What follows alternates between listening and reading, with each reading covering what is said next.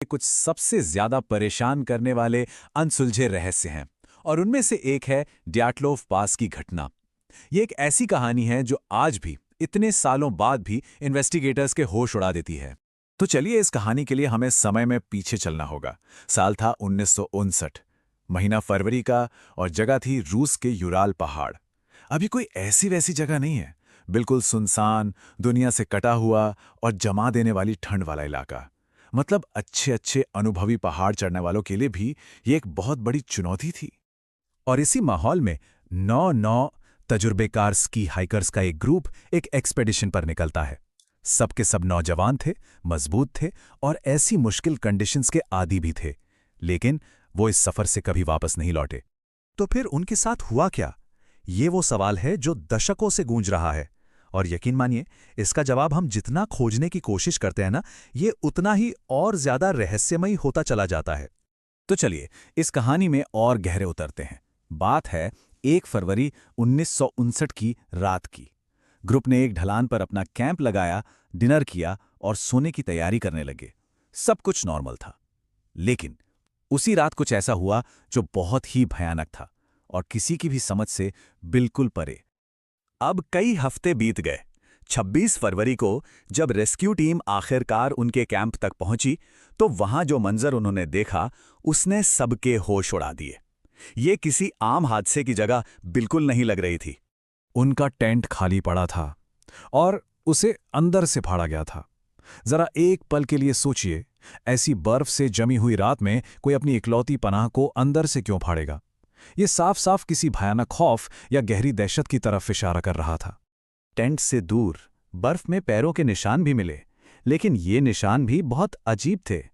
किसी ने सिर्फ मोजे पहने हुए थे, तो किसी ने सिर्फ एक जूता, और कुछ तो बिल्कुल नंगे पैर थे। उस जमा देने वाली ठंड में नंगे पैर।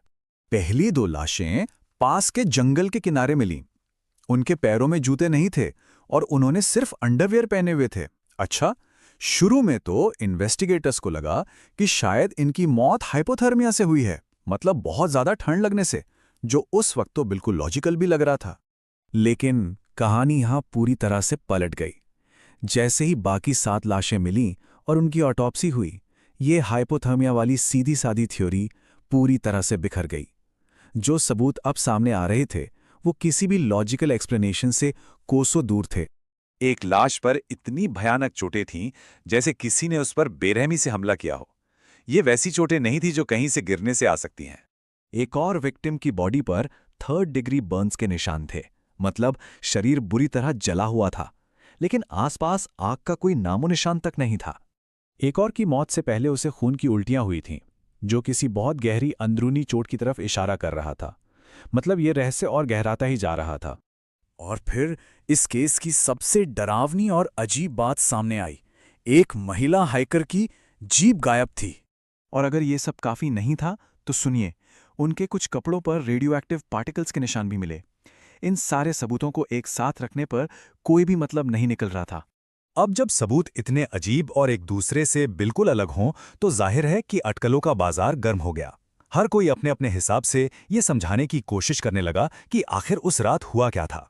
थ्योरीज की तो जैसे बाढ़ आ गई। कुछ लोगों ने कहा कि ये सोवियत खुफिया एजेंसी केजीबी का काम है, तो किसी ने ड्रग ओवरडोज की बात की। कुछ लोग तो इसे यूएफओ से मुलाकात तक ले गए। यहां तक कि ग्रेविटेशनल अनोमलीज और रूस के येती यानी हिम मानव के हमले जैसी बातें भी होने लगी। इससे बस ये पता चलता है कि लोग जवाब पाने के लिए कितने बेचैन थे। अच्छा, इन सारी अटकलों से हटकर हाल के कुछ सालों में एक ज्यादा साइंटिफिक थियरी भी सामने आई है।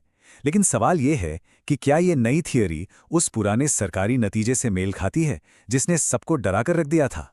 ये साइंटिफिक थ्योरी है इंफ्रासाउंड के बारे में। होता क्या है कि जब हवा एक खास तरीके से पहाड़ों से टकराती है तो एक बहुत लो फ्रीक्वेंसी की आवाज़ पैदा होती है। इसे हम सुन तो नहीं सकते, लेकिन ये हमारे दिमाग पर सीधा असर करती है, जिससे ज़बरदस्त घबराहट, डर और बेचैनी हो सकती है। हो सकता है इसी वजह से वो सब अपना टेंट फाड़कर बिना सोचे समझे भाग खड़े हुए। लेकिन अब जरा इस पर गौर कीजिए। साल 1959 की जो असली इन्वेस्टिगेशन थी, उसका आखिरी और ऑफिशियल नतीजा क्या था? रिपोर्ट में लिखा था कि एक बहुत ही ज्यादा ताकतवर और शायद गैर इंसानी ताकत का हाथ था। सोचिए, एक सरकारी जांच रिपोर्ट में ये लिखा जाना कितना अजीब और डरावना है। ये बात पूरे मामले को साइंस के दायरे से कहीं दूर ले जाती है। तो इतने दशक बीत जाने के बाद, साइंस से लेकर सुपर नेचुरल तक की अनगिनत थियरीज के बाद, सवाल वहीं का वहीं है। आखिर उस पहाड़ पर उन 9 हाइकर्स के साथ सच में क्या हुआ था? ये एक ऐसा सवाल है जिसका जवाब शायद हमें कभी नहीं मिलेगा। और शायद यही बात डैटलॉफ पास की घटना को इतिहास का सबसे बड़ा और अनसुलझा रहस्य बनाती है।